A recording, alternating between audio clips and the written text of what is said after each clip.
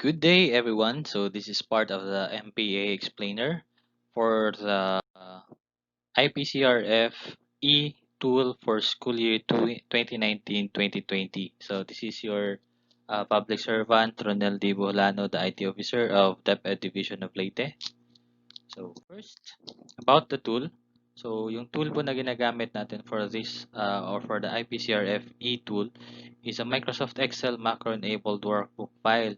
So hindi po siya isang Excel lang na file, but it is an Excel macro-enabled workbook na file. So may mga tendencies po yan na talagang hindi po siya gumagana sa mobile phones or sa ibang versions po ng Excel po natin.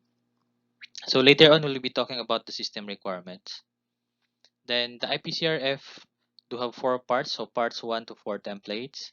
Then part 1 is about the COT and IPCRF ratings data collection. Then part 2 are the core behavioral competencies data collection. So ano ba yung roles po natin? So meron tayong roles for the rater and we have also rules for the ratee. Simplified flowchart lang po tayo. So these are the in the left part po yung role po ng ating rater, tapos on the right part is the role of our ratee. So ano ba yung mga role nila? Si rater po, first is to download the IPCRF tool. So i-download po nila using the link po na binigay po ng Division Office. Ikalawa is encodes ratees data. So si rater po yung mag-encode ng ating ratees data. Okay, i-explain natin yan a little further later.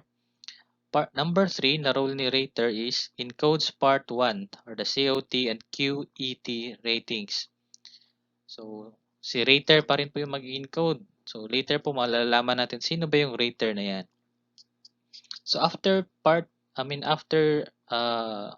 task number 3, ipapasa ngayon ni rater yung file na yon to the ratee.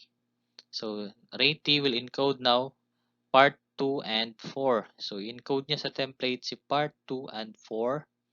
Tapos, after niyang ma-encode si part 2 and 4, ibabalik niya ngayon yung file na in-encodean niya kay rater. Tapos, task number 5 na gagawin ni rater is to upload a file to submission or the submission system of the IPCRF. So, si school head yung mag-upload ng file for submission to the IPCRF submission system. Okay. Now, number 1 na task, download the IPCRF tool.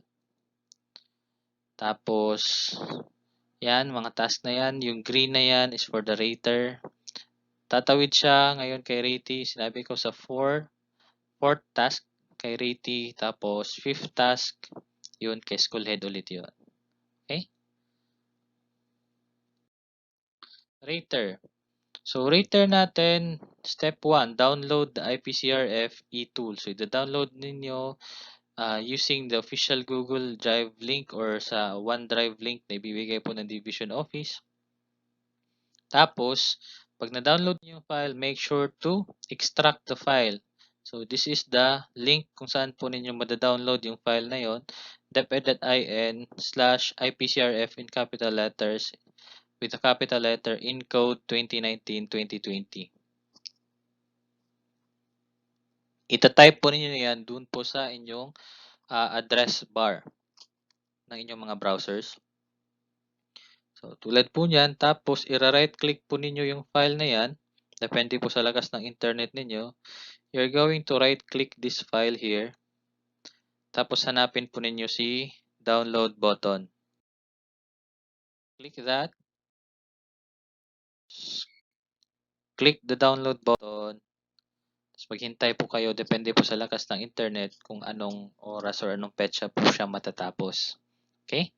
Now, do not open the IPCRF Excel tool without first extracting it from the zip file. Importante po yan kasi nung una po tayong tool natin sa IPCRF or kahit sa anong tool, basta nasa loob po ng zip file, akala nyo po na-edit nyo na nung nag-save ka na pa.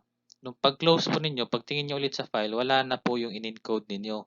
Kasi po, nag-encode kayo directly dun sa Excel tool without extracting it from the zip file. So, dapat po muna, extract po muna ninyo. So, usually, ito po yung mukha niya ng file pag na-download ninyo. Depende sa kung anong meron sa mga computers po ninyo.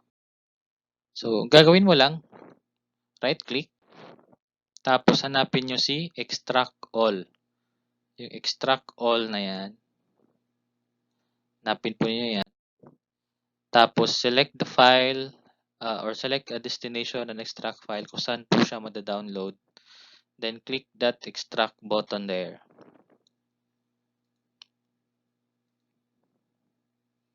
Okay? So, after clicking the extract button, may lalabas na isang Excel file. So, galing po yan dun sa folder na yan.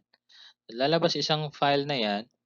Yan po yung, or there's another way is double-click, method B.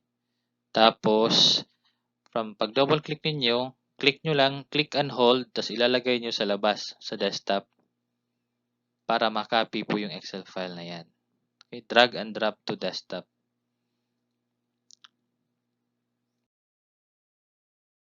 Okay. So, tapos na yung first task. Ikalawang task ng Rater is encode Ratee's data.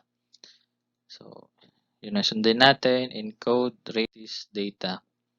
So, step number 2, encode Ratee's data. Unang gagawin, open the Excel IPCRF tool. Tapos, ito yung kailangan nyo hanapin. Enable, encode, make, encode. O, mga verb po yan, no? Ito pa pala, open. So, action word, open the Excel IPCRF tool. So, hanapin si enable editing. Make sure na i-click po nyo sa enable editing, tsaka si enable macros. Kasi kung hindi nyo yan enable, hindi po masisave yung, or hindi po makaka-edit kayo, or hindi naman kaya, hindi gagana yung code natin na nilagay sa macro file ninyo. Meron po ditong do and don't. So, i-open po nyo yung Excel file na IPCR natin sa mga laptop at tablet with Windows or Mac OS. Pwede ring desktop PCs with Windows and Mac OS. Pero hindi siya pwede sa mobile phone. So, sinabi ko na kanina, kapag in-open niya sa mobile phone, masisira po yung macro coding niya. Kaya as much as possible, sa laptop or desktop nyo lang siyang i-open. Huwag din po sa tablet or sa Chromebooks.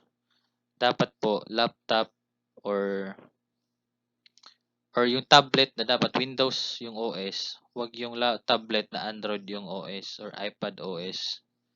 So, hanapin po lagi ito yung mga OS dapat Windows or Mac OS. Windows or Mac OS. Hindi po pwede yung mga OS na ganito, Windows RT, just like that, Windows RT, Android, hindi siya pwede. iPad OS, iOS. Yung pwede lang is for Windows user, that's Windows. For Mac users, Mac OS. Okay? Next. Anong version ba ng Office yung gagana si EIPCRF? So, these are the versions ng OS na gagana po siya. Meron tayong Microsoft Office Excel 2010. This is for Windows users. Ito po, mga Windows users po natin. Gagana lang po si EIPCRF.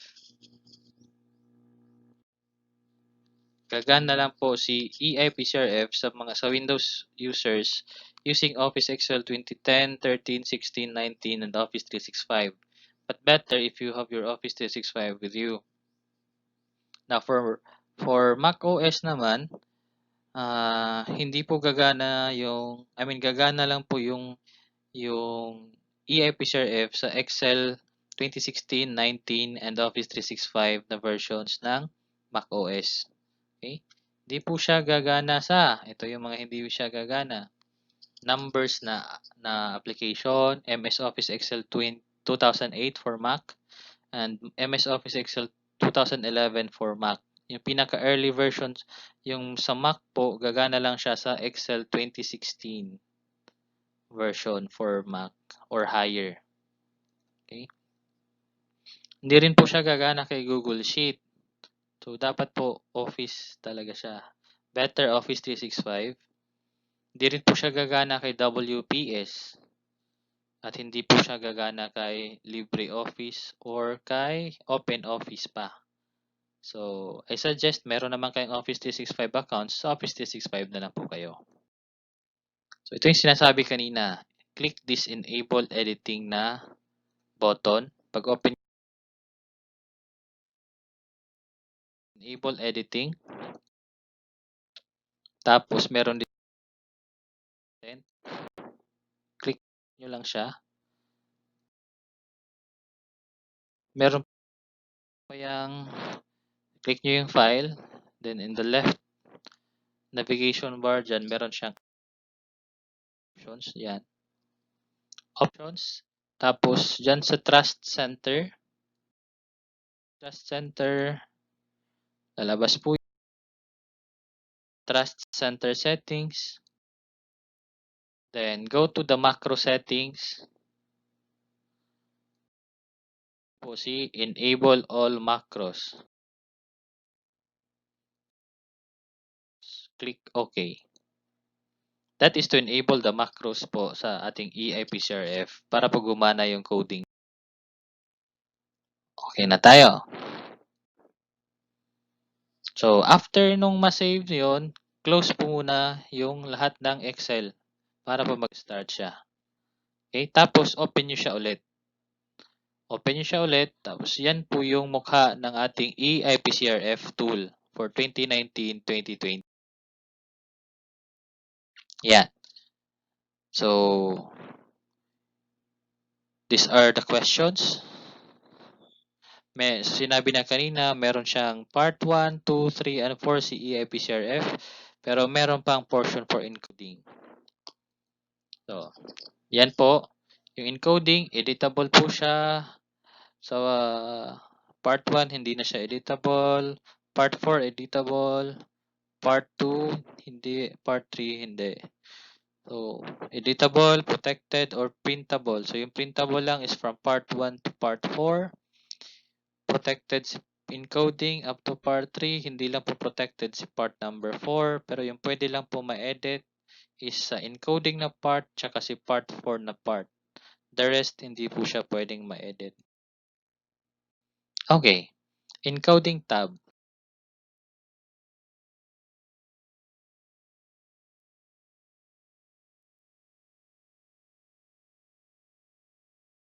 Hanggang part. So, gagawin po ito ni school head. Lalagay po muna niya yung region. Kung saan region siya na belong. So, for us, we choose na lang po Region 8 Eastern Visayas. Region 8 Eastern Visayas. Piliin niyo po siya. Tapos, lagay po ninyo Leyte. Then, municipality. Lagay municipality po. School ID, yung 6-digit na school ID. For example, 303442 is the school ID of Villaba National Comprehensive High School.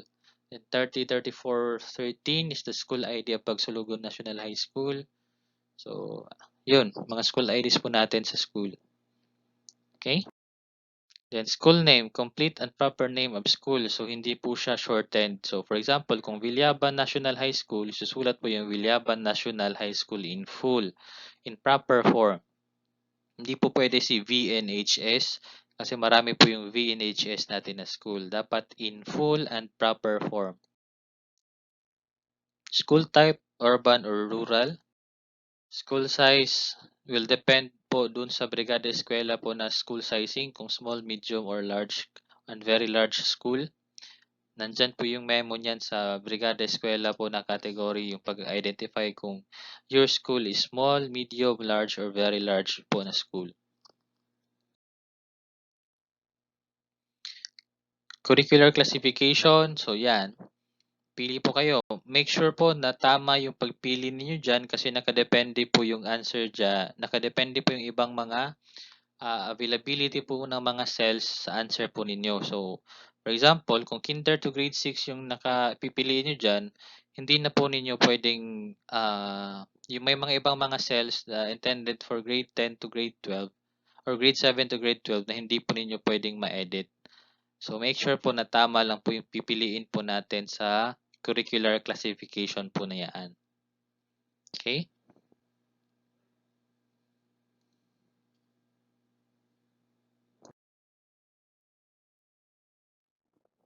So, after there, sa curricular classification, punta naman sa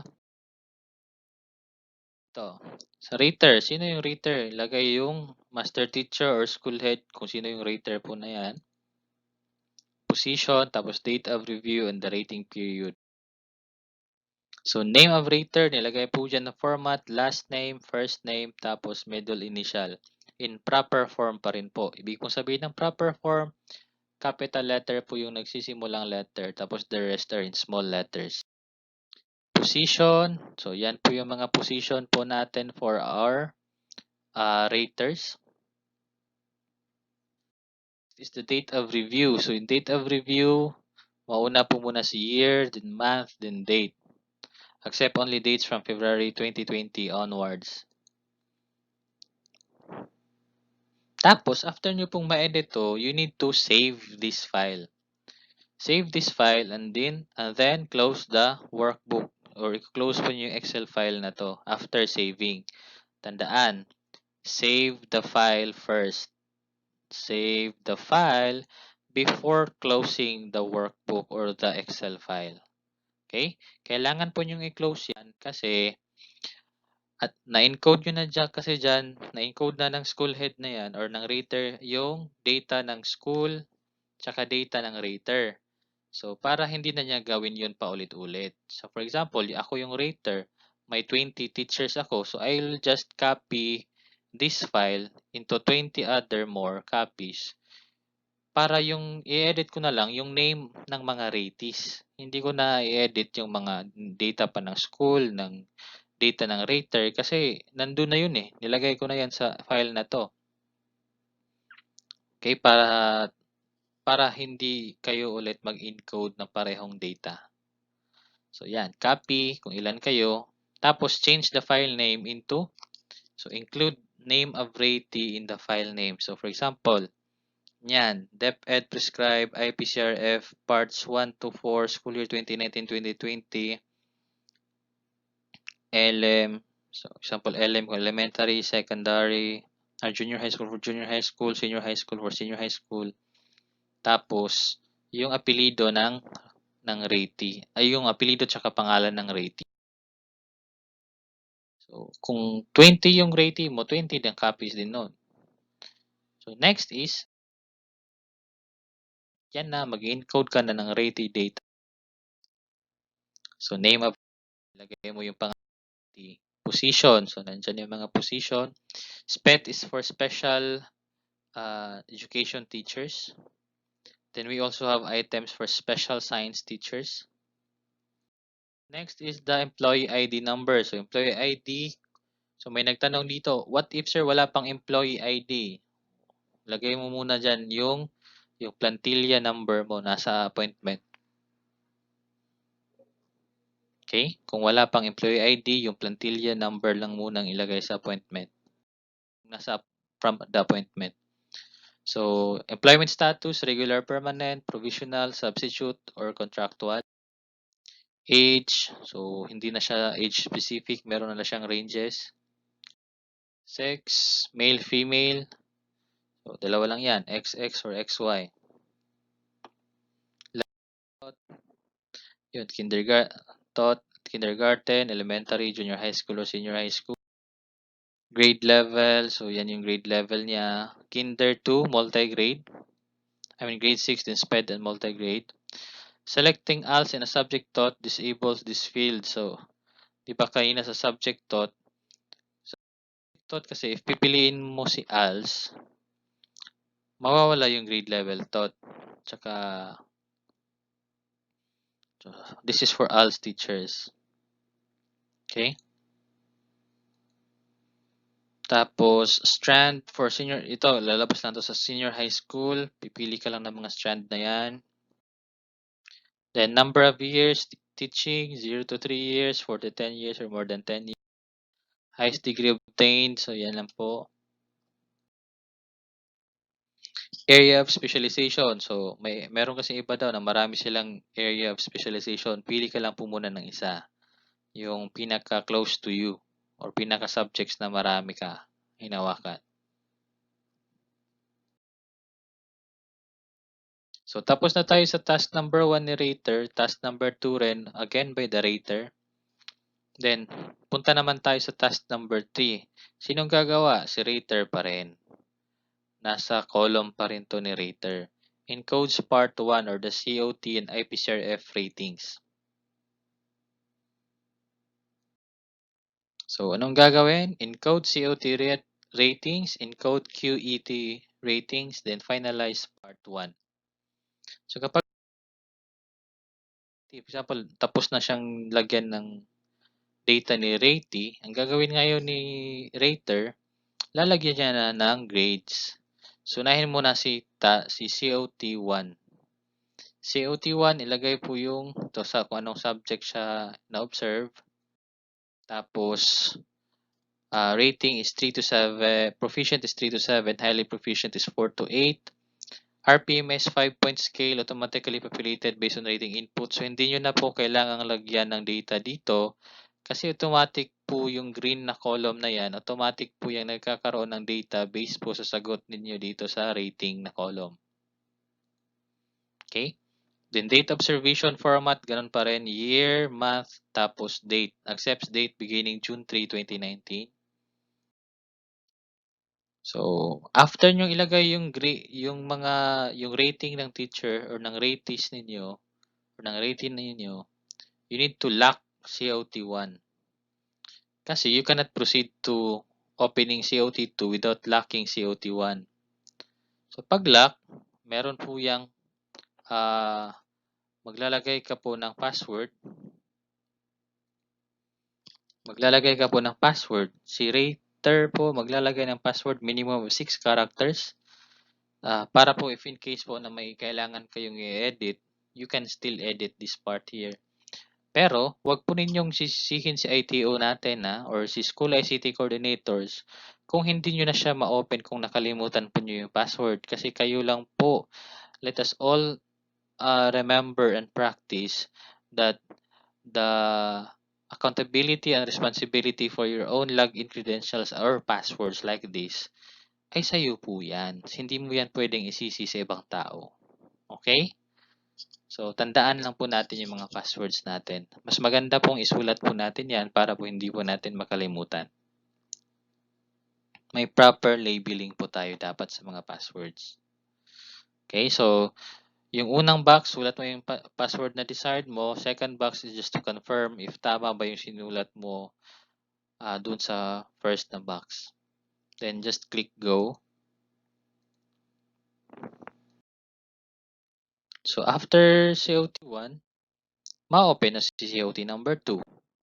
Then, COT number 3 and COT number 4. Prerequisite po yan eh. Hindi po pwedeng ma-open si COT number 4 without COT number 3. COT number 3, hindi rin po siya pwedeng ma-edit without COT number 2 na rating. COT number 2 cannot be also edited without COT number 1 na rating. So, may nagtatanong, Sir, paano sir kung wala akong COT number 1 tsaka COT number 2 kasi late naman akong dumating. Ganyan. Hindi po, dapat sunod-sunod. So, COT number 1, yung kailangan i-observe, yun yung obserbahan. If that is your first COT, yung mga objectives or mga competencies na dapat i-observe, yun yung dapat obserbahan mo. Kaya dapat dun din yung grades ilalagay sa COT number 1. Sir, how about sir kung dalawa lang yung COT ko? COT 1 tsaka COT 2 lang. O di okay lang. Yun lang yung meron ka eh. Diba? Sir, wala akong COT 1 tsaka COT 2 kasi COT 3 and 4 lang meron ako kasi nasa third quarter na ako. Hindi po necessarily nasa third quarter ka, COT number 3 yung i-observe sa'yo. Dapat po sunod-sunod yan. COT 1, first, then second, COT number 2. Tapos, kung ano lang yung meron ka, yun lang yung Okay, next. Huh? Meron po yang lalabas dyan na IPCRF numerical ratings. So, QET ratings po natin. So, si quality, efficiency, and timeliness 1 to 5. Okay, date of sulat po na make sure na meron yung date of review, then approving authority. Yan, tapos may note po dyan when COT and QET readings are encoded, click finalize part 1, give the file copy to the teacher concerned. The teacher shall accomplish part 2 and 4. So, finalize mo muna si part 1. Proving authority is the school head. Proving authority po dito school head po dito, tapos position. Okay? Tapos, after ng finalize si part 1, ibibigay po yung copy na yan to the teacher para po si teacher yung mag-encode or mag-accomplish ng part 2 and 4 dun sa as Ratee.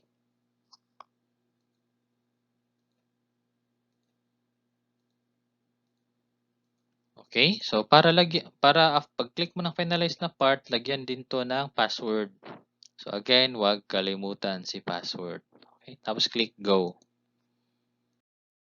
So, after ng magawa yun ni Rater, ita-transfer niya ngayon or ibibigay niya ngayon yung copy na yan to the Ratee concern.